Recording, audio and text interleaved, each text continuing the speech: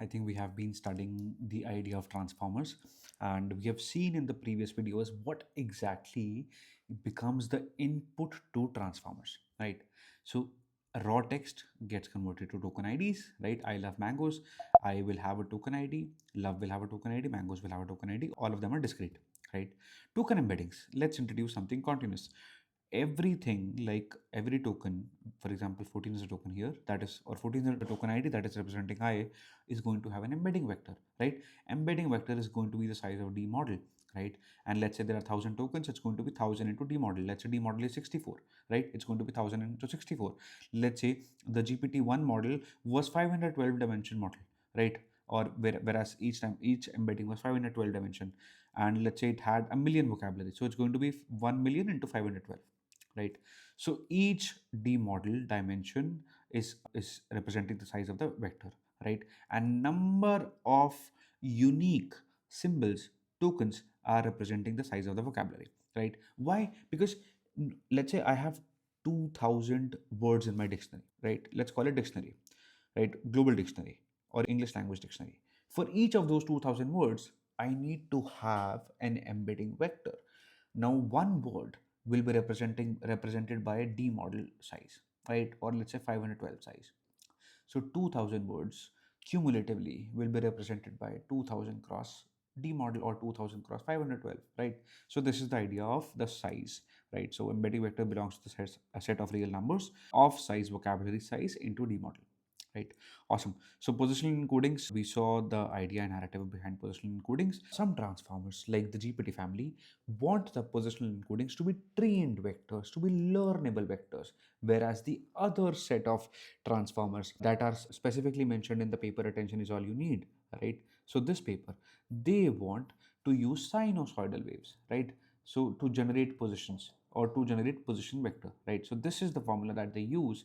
We don't need to get into the nuances of the formula, right? So they are trying to simulate the positions using this particular formula, but we need to understand that all of these things can be created, right? And they can be created statically, and they can also not be created and left for the algorithm to be, treat them as learnable vectors. Okay, now the input to the whole attention block is your embeddings.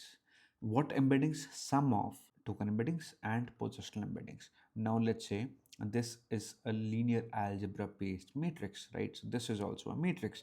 So we will do some operations which is element wise addition operation to add them, right? And obviously they are from the same size. Now what we have to do, we have to understand the idea of attention. Okay, so you will hear multiple keywords around attention. Some people will say self attention, some people might come up with the idea of multi-headed attention, some people might say cross attention. You need to understand all of them, right? They are not all the same, right? But you need to understand first the most basic keyword, attention, right? What is attention? If I want to summarize, right, and I don't want to get into a typical definition, what exactly would I say that attention is? I would say that attention is a phenomena or a mechanism where we as scientists and engineers are trying to compute contextual representation. Right now, what exactly is contextual representation? We are trying to produce some contextual representation, some sort of similarity, some sort of score between different tokens, different pair of tokens. Now why? Because we want to understand the similarity, we want to understand the context, we want to understand, largely we want to model a language, right? Largely we want to model the whole English like language. And English like language is, made up of text, and then made up of words, then made up of tokens. Now if I can understand the relationship between these tokens, right?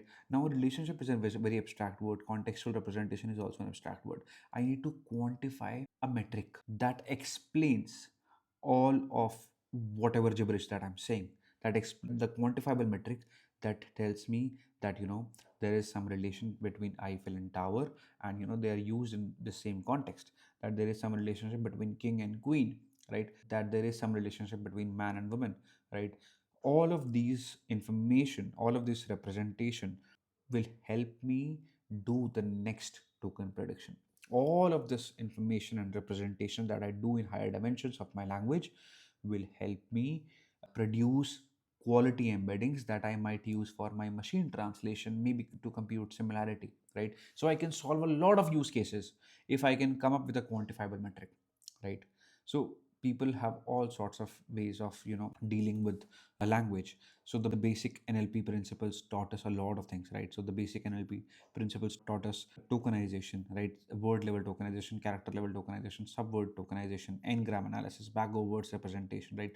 Then they also taught us the idea of embeddings, right? So we had some embedding models that used to generate embeddings. Then they taught us different ideas, right?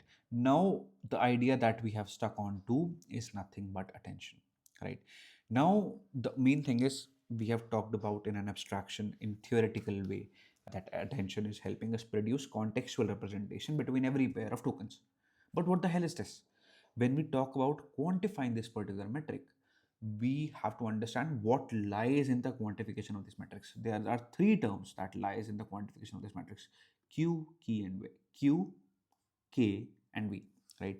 So q means querying, k means key, and v means value, right? So now what do we mean by all of these terms? So there are different meanings and representation of these particular three terms, right? So query, what exactly query means, what exactly key means, and what exactly value means, right? Before I move on to that, I want to first show you that how your attention matrix might look like, right? So let's say that this is an attention matrix that is proposed in the paper. Attention is all you need. I mean, that is proposed from the idea in the paper. Attention is all you need, right? Look at on the right hand side panel. Don't look on the QKV matrices, right? Now we can see that for between every two pairs of token, right, NC2, for every NC2 pairs we have a score, right? We have something like a low score or a high score, right? And the score is varying. Now the score is normalized between 0 and 1, right? So this is what we are going to produce at the end, right? Now I also want to help understand what exactly is query, key, and value. There are three different metrics or matrices: query, key, and value, that will help us produce this matrix, the attention heat map or the attention matrix, right? So query has a certain meaning, key has a certain meaning, value has a certain meaning. Now don't look at it with respect to language. Just take an analogy in your mind and look at it with respect to database, right? Or a YouTube search or any search database. What So query simply means that what patterns am I looking for, right? So if I want to correlate it with a database, let's do that. Attention analogy with respect to databases, or let's say YouTube search. Let's see some images. We might get a nice analogy. Okay, so imagine you're looking for a tutorial on Python programming for beginners, right? Here is how the attention mechanism works in this context. This is the phrase you type in the search bar: Python tutorial for beginners or Python tutorial beginners. This becomes your query. These are the titles, descriptions, tags, and thumbnails for the millions of videos on YouTube. All the metadata that describes a video uniquely, right, is the key. Now, the actual video content, that is your MP4 file, let's say, is your value, right? So, attention mechanism is using these three paradigms: query, key, and value. Now, this is just an idea, this is just a notion, right? The attention mechanism will have numerical vectors that will represent query, numerical vectors that will represent key, numerical vectors that will represent value. For every token, we will have a q vector, a k vector, and a v vector, right? And then let's say the storyline goes in such a way that we are trying to follow or find out the relevance between query against all the keys, right? Q of I, let's say token I, there is a list of token I and there is a list of token J's, right? For every Q of I, we are going to take a dot product or measure a similarity score with the key of J, right? So that with this dot product or this similarity score, so when you take a dot product between two vectors, if the dot product has a very high magnitude, that means they have very high relevance, they are very similar, right? So that's why I'm using dot product and similarity interchangeably, right? So you compute the similarity between the query, for example, let's say this, and the metadata of the video, right, which is this. If you find some similar scores, you are going to use that particular score, and you are going to apply a softmax function to convert that raw score into probability mass, and then you're going to pick up that score. Whoever has highest probability mass, you're going to pick that up, let's say, for example, right? So this is the idea behind query key and value. Now, why such a complex thing, right? Because we want to understand contextual representation, we want to model the language, right? We don't want a simple formula that is just computing a single metric. That's why we want to conquer it with a different idea of how languages are working, right? So for every token we have a query vector, right? So let's say this is the query vector for the cat sat on the mat. Similarly, we're going to have key vector, right? And similarly, we're going to have value vector, right? Now the attention formula. Let us look at what the attention formula says. I will first show you the attention formula in the paper. So this is the original paper. Attention is all you need. And this is the transformer architecture, the encoder decoder architecture that we might have seen a lot. Let me open the attention formula. Here goes the attention formula. Now what does it say? First, it says that attention is a function of query key and value, right? Forget about softmax. Just only look at this. So they are saying that let's take the scaled dot product between query and key and scale it down by square root of dk. So when you take this dot product of between query of I, let's say query of token I and key of token j, you're not computing the dot product between both the same tokens, right? Necessarily. For one token, you are computing the dot product with every other token, right? So you are computing, for example, if I want to take an example here in the above matrix, let's say for this particular the, you are computing the score with this the, with cat, with sat on, with this the, and with this mat, right? And here it is represented, right? Okay, now let's get back to the formula.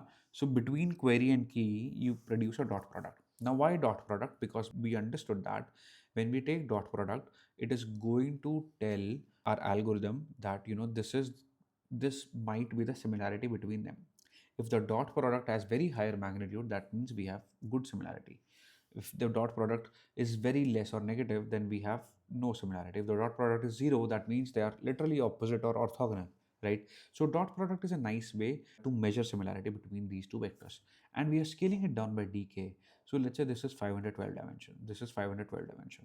The dot product will help us do, element wise multiplication of these two vectors and then addition. So the sum is going to become very large, right? So what I'm trying to say is, let's say if I'm doing a dot product between this and this, if I keep on doing a dot product between a dot product will allow me to multiply 0.12 with 1.31, 0.68 with 0.94, and so on, and take a summation and produce a single number. So that number can go very high, very large in magnitude. So I have to use a scaling factor, right? So this dk is the model dimension that I am using as my scaling factor, square root of dk. Then I take a softmax. I convert this raw score into a probability mass, right? Now softmax is going to tell me what is my probability mass that token I should attend to this particular token, right? So for example, let's say these are all the tokens in my vocabulary in my vicinity, right? Softmax is going to convert this raw score into probability mass. Now my algorithm's output head might be able to interpret it better, right? So that's why we are using softmax, right? So also want to understand at the end, right? Which token should I attend to? Out of all the tokens that query I is looking for, that token I is looking for among all the tokens in J, which token should token I attend to? Right? So this is the ideal problem that we have to solve, right? So which has the highest contextual representation, right? Or which has the highest similarity metric, or which is the most relevant token, right? If you want to talk in abstract terms, right? So that's why this formula makes a lot of sense. And then we multiply it with value, right? Value is the literal content that is lying in the token, right? So now we can break down the formula of attention, right? So we have seen the attention. We also call it scaled dot product attention. Why scaled? Because we're scaling it down by dk. Why dot product? Because there is a dot product involved here, and obviously it also involves softmax. Okay, now we will introduce three new vectors, which is wq, wk, and wv, right? We talked about query key and value being different matrices, right? But now the idea is, where the hell do these matrices come from? Do I have a different algorithm that is helping me compute these matrices, right? No. What I'm going to say is that query, key, and value, all of these matrices are nothing but learned weights, right? So their learned weights are represented by WQ, WK, and WV. If I multiply my input, X is my input, that is coming from the topmost layer with the input layer. What is input is nothing but embeddings. What kind of embeddings? Token embeddings, positional embeddings, right? Positional embeddings and token embeddings, you add them together, feed it as an input to your matrices, right? So X will get multiplied with a random weight matrix WQ, right? It's when it's starting, it might not be the best query matrix, it might be random. X will get multiplied with a random another weight matrix known as WK. X will get multiplied with a random, matrix known as WV, right? Now all of these WQ, WK, WV represent weight matrix of query key and value respectively. All of these matrices gets multiplied with the input to produce query, to produce key, and to produce value. Now we will be able to do a dot product with, between Q and K. Why? Because now we have our Q, we have our K, right? Higher the dot product means more and more similarity, more and more relevance, right? Now since we are able to do dot product, we will also be able to do the scale dot product, and we'll be able to apply softmax on this scale dot product, and we will be able to do a weighted sum with values of this softmax function of this attention, right? The attention weights tells us how much to take from each token. The value vectors contain what to actually take, right? So now after we compute the attention score, we have transformed it into the weighted sum with values. So which basically tells us, the what actually to take or what to actually take. The weighted combination of the produced, the weighted combination produces a context aware representation or contextual representation that blends information from relevant tokens based on their attention scores. So we use the idea of query, key, and value. Query and key to compute the similarity between two tokens, value to produce the actual content, and softmax to convert everything to probability mass, right? Scaled dot product between query and key, apply softmax, multiply it with value. This is what our contextual representation or context aware representation score is, right? So if we look at the input embeddings are nothing but a sum of token embeddings and positional embeddings or positional encodings, whatever you call it, then they go to attention sublayer is going to take an input as embeddings, and it is going to produce this attention matrix, right?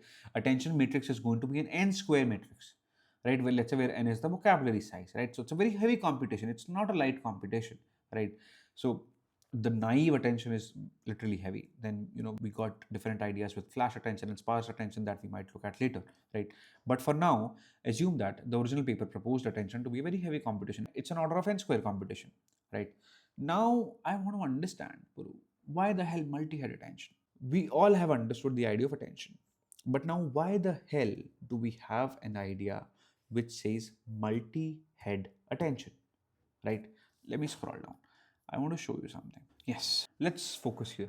Now, the idea of multiple heads or having multiple heads, okay, trace back to deep learning, right?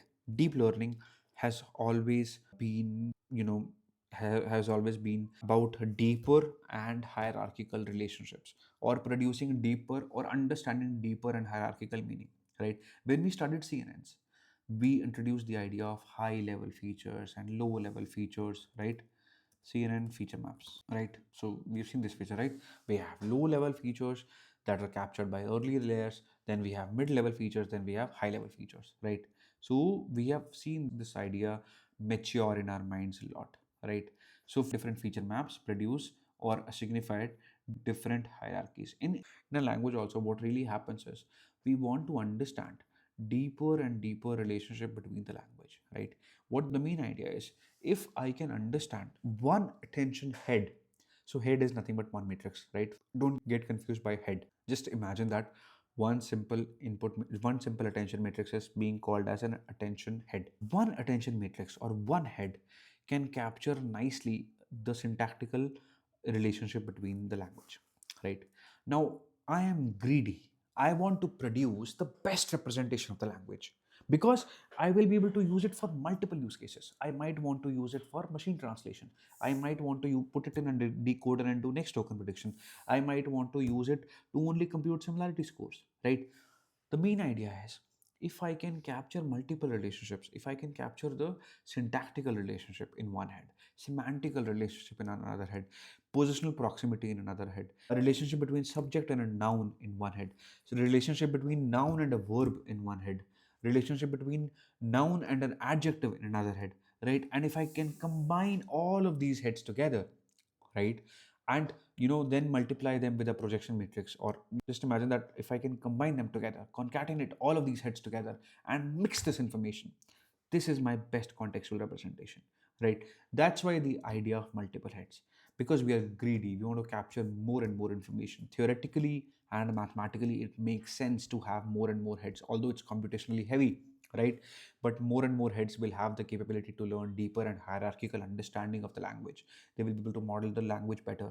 They will be able to understand syntactical, semantics, positional, relationship between nouns and verbs and adjectives, nouns and adjectives and everything, right? And then club them together. And the best thing is, since we are using the hardware as GPU, we can, and attention can be parallelized, right? Attention is not a sequential operation. We are keeping a global context. Multiple heads of attention can run parallelly, right? And each of them will capture different patterns, and we're going to club and mix all of this information together, right? So that's why we want to have multiple heads, right? So look at an example here. Instead of one big attention head, let's say of size 512, we're going to have 8 heads of 64 dimension each, and then at the end we can club them to get 512 back, right? So same number of parameters, but multiple heads are learning different sorts of relationships, right? So there's one more concept that I want to capture, of self attention, right? So we have seen the mechanism of attention, right, before, and we have seen how the scaled dot product attention is produced largely. The query and key values, the query and key gets multiplied, divided by dk, the square root of dk, convert it into probability mass using softmax, and then multiply with value. All of the attention heat map or the attention formula can be parallelized, right? I am not depending, on the t-1 sequence or t-2 sequence. There is no dependency.